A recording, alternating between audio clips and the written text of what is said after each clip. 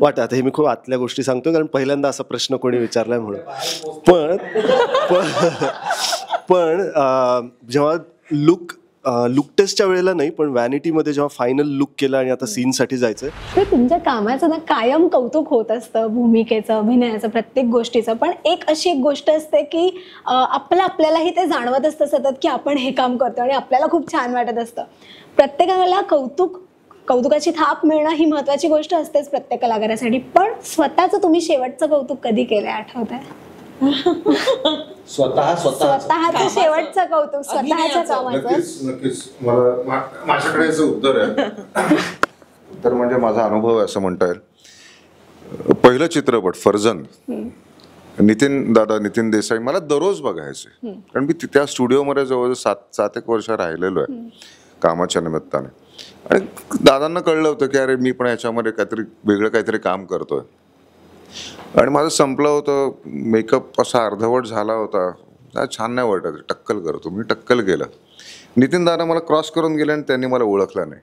बस ही सगळ्यात मोठी पावती होती मला की मला ओळखत नाहीये कोणी. आय थिंक सो ती स्वतःला मिळालेली थाप होती किंवा मस्त. त्यानंतर मी सगळे प्रयोग करायला लागलोच की नंतर वेगवेगळ्या भूमिका केल्याच. आणि अजून एक प्रश्न भाषेविषयी म्हटलं की मला हिंदी सोपं झालं कारण खूप वर्ष हिंदी भाषेमध्ये काम करत होतो. विचारसुद्धा हिंदीमध्ये करायला लागलो होतो कारण आजूबाजूला सगळे हिंदी भाषिक होते. तर पहिले 3 चित्रपट फटाफट झाले.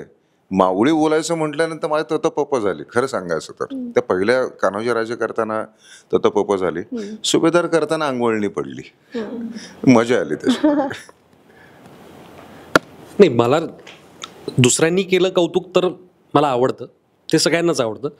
पण स्वतःचं कौतुक मी आजपर्यंत तरी नाही केलं किंवा करतही नाही. एक सेल्फ मोटिवेशन असतं ना की हो मी हे कमाल केलंय, मला खूप आज प्राऊड फील होतं की मला हे खूप आवडलंय आज. एक्झॅक्टली. जेव्हा समोरचं कौतुक करतो तेव्हा स्वतःचंही कौतुक वाटतं की हां चलो पाठीवर शाबासकीची थाप मिळाली, त्यातच सगळं आलं. कौतुक नाही, मला जमिनीवर आणणं की हे आपलं नाही आहे हे म्हणजे पुन्हा एकदा तुकाराम महाराजांच्याच भूमिका म्हणजे तो आनंद डोहोचा प्रयोग झाल्यानंतर किंवा आत्ता अगदी या आमच्या 18 दिवसाच्या चित्रीकरणाच्या प्रक्रियेमध्ये सुद्धा ज्या वेळेला लोक खाली वाकून पाया पडणं काही तर म्हणजे आपल्या इंडस्ट्रीमधलं तर माहिती म्हणजे आमच्या इथं नाही, आमच्या इथं पद्धत ही संप्रदायाचीच पद्धत असल्यासारखी की पूर्ण कमरेत वागतात, जेमतेम गुडघ्याला हात लावल्यासारखे जाऊन असं करणारे खूप आपण बघतो. तर तसं नाही, आमच्या इथं खरंच सांप्रदायिक पद्धतीने वारकरी पद्धतीने नमस्कार करतात.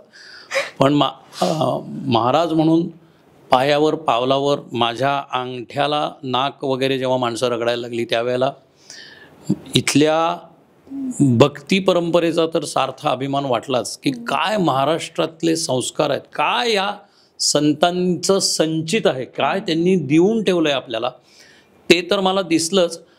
आणि मी तो काही नव्हे ही भावना ही प्रत्येक नमस्कारच्या वेळेला, आता एव्हानी जवळजवळ लाखभर नमस्कार कमीत कमी झाले असतील त्या भूमिकेमुळे, पण त्या प्रत्येक वेळेला कातडी तर सोलवटून निघतेच आपली की आपलं हे नाही, तर ते मी तो काही नव्हे ही भावना माझी वारंवार आलेली आहे. त्याला शाबासकी म्हणायची का काय ते बघू, पण या भावनेने मला कायमही केलेलं आहे.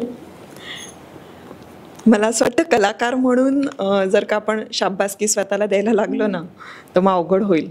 कारण चांगल्या अर्थी मी कुठे देते स्वतःला शाबासकी, मी देते पण मी कुठे देते, ज्या वेळेला मी शूटिंगला असते आणि मी काही गोष्टी ठरवलेल्या असतात ते मी टास्क कंप्लीट करू शकते. ते टास्क कंप्लीट झाले म्हणजे जसं की मी ठरवलेलं आहे की आज माझा अमुक अमुक सीन आहेत आणि त्या अमुक अमुक सीनसाठी माझं प्रिपरेशन मला करायचं आहे. काही वेळेला असं होतं की मला मेडिटेशनची अत्यंत गरज असते, मग माझा 6चा कॉल टाईम असेल तरी सुद्धा मग मी 4:30ला उठून ते मेडिटेशन करते. माझे श्वासांचे जे काही प्रकार आहेत ते एक्सरसाइजेस आहेत ते करते. त्यानंतर मग मी शांतपणे ते स्क्रिप्ट वाचते आणि ते मी डोक्यात ठेवून कुठलाही विचार येऊ देत नाही. म्हणजे हाही टास्कचा एक भाग असतो की आज माझ्या डोक्यात माझ्या स्क्रिप्ट व्यतिरिक्त कुठलाही विचार येता कामा नये, फक्त मला तेवढाच विचार करायचा आहे. कारण आई म्हणून, त्यानंतर एक गृहिणी म्हणून खूप गोष्टी डोक्यात असतात. एक फोन आल्याने आपलं मन विचलित होतं. तर असं होऊ न देता हे जेव्हा मी करून दिवसभर शूट करून मी ठरवलेल्या गोष्टी प्रामाणिकपणे करू शकले बाबा, त्यावेळेला मी शाबासकी देते. पण कामाची शाबासकी स्वतःला मला असं वाटतं ती प्रेक्षकांनीच द्यायची असते, ती दिग्दर्शकांनी द्यायची असते, समोरच्या कलाकारांनी आपलं कौतुक करायचं असतं. या बाबतीत मला असं वाटतं आपण कौतुक करूच नाही म्हणजे स्वतःचा. अर्थ असा होता की कधीतरी असं होतं ना की आपण कामाच्या खूप गडबडीत ना कधीतरी स्वतःचा विचार करायला विसरून जातो आपण. या वेळेला म्हणजे मला असं वाटतं की आपल्या हातात काय आहे ग. मी कायम म्हणते की मी अजिबात हुशार नाही. म्हणजे काही जण असतात ना ते इनबॉर्न काहीतरी एक वेगळं त्यांच्याकडे असतं आणि खूप हुशार असतात, एक पाठी वगैरे असतात. तर मी अशी नाही, मी ॲव्हरेज स्टुडंट होते.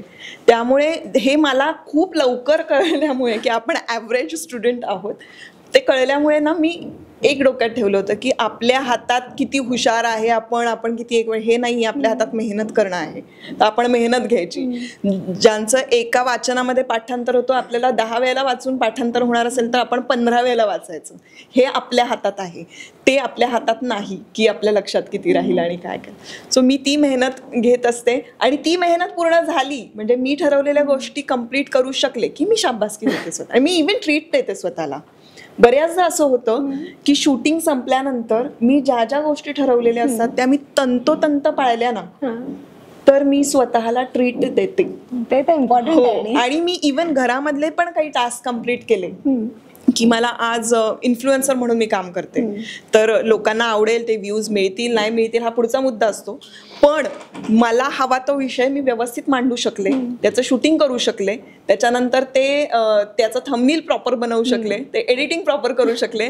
वा, मी ही सगळी कामं केली आहेत आणि शाबासकी द्यायला पाहिजे मला. आणि ठराविक व्ह्यूज म्हणजे आता 7 लाख सबस्क्रायबर्स आहेत युट्यूबवर. सो त्याच्यानंतर मी स्वतःला ट्रीट दिली. मी ते करते. शाबासकी तशी असते. गुपचूप असते, ट्रीट गुपचूप आहे. हो, ही खूप आपल्यापर्यंत नाही अजय दादा, मी माझ्या लुक जेव्हा मी कुठली भूमिका करतो जी अदरवाईज असते, आत्ताचा सुद्धा जो अवतार आहे माझा, तो आरशात बघून मी छान असं करतो. असं मी प्रत्येक बाजींच्या भूमिकेला छान, सुभेदारांच्या भूमिकेला छान. Otherwise I am very ruthless with my self. म्हणजे काम हे झालंच पाहिजे अजून चांगलं. अजून लहान मुलांना ती सवय असते, लहानपणी सगळ्यांनी केलं, टोक काढतात ना पेन्सिलीला, अजून टोकदार आणि मग ते तुटतं शार्पनर मध्ये, मग परत शार्पन करायला. तसं ते माझं थोडंसं असतं की अजून टोकदार करू, अजून काहीतरी करू. त्या दृष्टीने रुथलेस म्हणतोय मी की अजून मला ते सॅटिस्फॅक्शन नाही, कारण की गाण्याच्या बॅकग्राऊंडमधनं येत असल्यामुळे मला ते कधी शिकवलंच गेलेलं नाही. म्हणजे हे पंडित कुमार गंधर्वांचं वाक्य आहे की ज्या दिवशी कलाकार समाधानी झाला त्या दिवशी तो कलाकार म्हणून संपला. त्यामुळे कलाकार म्हणून मी समाधानी नाही, पण आय अग्री विथ हर की अदरवाईज चाल ना, आज करू ना, आज अमुक खाऊया, ट्रीट. तर ते स्वतःवरचं प्रेम ते प्रत्येकानेच असायला पाहिजे, ठेवलं पाहिजे. पण मी आर्टिस्ट म्हणून, कलाकार म्हणून मी खूप स्वतःशी अत्यंत हे असतो की नाही, हे अजून चांगलं व्हायला पाहिजे, अजून जर प्रयोग असेल तर हे अजून पुढच्या प्रयोगाला अजून शार्प करूयात आपण. असं मी विभागणी करतो. अजिंक्य किती पॅम्पर करतो स्वतःला? पॅम्पर तर नाही, पण मी खूप सेल्फ क्रिटिकल आहे असं मला वाटतं. मी खूप अजून खरं काम झालं पाहिजे. अजून एखाद्या सीनच्या वेळेस कलाकाराला स्वतःला माहिती असतं की आपण आपल्या डोक्यात होतो. कधी कधी असं सुरुवातीला तर खूप व्हायचं की माझ्या डोक्यात की मी कसा दिसतोयचा विचार यायचा, किंवा मे बी आत्ता ह्या क्षणी पाणी आलं पाहिजे डोळ्यात, किंवा असं जे ट्रेंड नसल्यामुळे तसं खूप होतं. तर मी तसा खूप सेल्फ क्रिटिकल आहे. तर नेहमी ना मी माझं नाक खूप मोठं आहे असं मला वाटत आलंय, माझं कपाळ खूप मोठं आहे असं मला वाटत आहे, डिस्प्रपोर्शनेट किंवा खूप मोठा चेहरा आहे किंवा असं सगळं वाटत. हे मी खूप आतल्या गोष्टी सांगतो कारण पहिल्यांदा असा प्रश्न कोणी विचारलाय म्हणून. पण जेव्हा लुक टेस्टच्या वेळेला नाही, पण व्हॅनिटीमध्ये जेव्हा फायनल लुक केला आणि आता सीनसाठी जायचं तेव्हा जेव्हा मी पाहिलं आणि तो सगळे माझ्या मापाचे कपडे आणि सगळं ते माझ्या मापाचं जे होतं आणि ती बियर्ड वगैरे लावल्यावर जे प्रपोर्शन्स करेक्ट वाटत होते की पूर्ण तो जिरेटोप आल्यावर पण जागा होती, त्यासाठी मोठं कपाळ असेल आपलं कदाचित, त्यानंतर नाक त्या दाढीला तेवढं साजेसं, जे अजून अर्थात त्यांचं सौंदर्य मॅच होण्यासारखं नाही आहे महाराजांचं, पण ते प्रपोर्शनेट वाटत होतं. मग मी म्हटलं अच्छा आपण पण कशासाठी तरी योग्य असू शकतो. सो इतकं सो तेव्हा एक शाबासकी देण्याचा किंवा आभार मानण्याचा क्षण माझ्यामध्ये मी आरशामध्ये केला होता की वाव थँक्यू. कारण हे आपल्या हातात नाही, परफॉर्म करणं हातात आहे, पण जेनेटिकली काय मिळालं that's not in hour hand. So तसा क्षण अनुभवला. क्या बात आहे. एक मला त्यातलं चित्रीकरणाच्या दरम्यानचं दिलीच मी मला शाबासकी इतरांनी पण दिली. सीन असा होता की रामेश्वर भट्टांनी सांगितलं की तुम्ही तुमच्या गाथा इंद्रायणीच्या पाण्यामध्ये बुडवून टाकल्या पाहिजेत. आणि पहिल्याच दिवशीचा दुसरा सीन होता. पहिला सीन होता तो आवली मला ओढत घरात आणून ठेवते. सो घराचा सेट लागलेला होता, सगळं लाईटिंग आणि हे तिथलं होतं. आणि मी ती कोर्ट केस झाल्यानंतर घरी येतो, समोर उभा राहतो. तर तिथं मला स्वतःला असं वाटलं की मी पांडुरंगालाच क्वेश्चन करणार आहे, मी प्रश्न विचारणार आहे, तर मी पांडुरंगासारखंच उभं राहिलं पाहिजे. म्हणून मी त्याच्यासारखंच उभं राहून बराच वेळ श्री विठ्ठलाकडं आणि रखमाईकडं बघतो, अभंगांच्या गाथा उचलतो आणि परत जातो. त्यांना एक नट म्हणून असं अरे आता तो माझ्या मागं कॅमेरा आहे आणि एवढा काही तो पुढनं घेऊन एक्सप्रेशनसाठी काही हे असणार नाही, असं एक ते घेऊन जात असतानाच विचार येत होता मनामध्ये काय करावं ना मी. आणि सतत चेहऱ्यावर प्रश्न तर होताच त्याला की काय करू, टाकू गाथा, भिजवू, अभंग पाण्यामध्ये सोडून देऊ.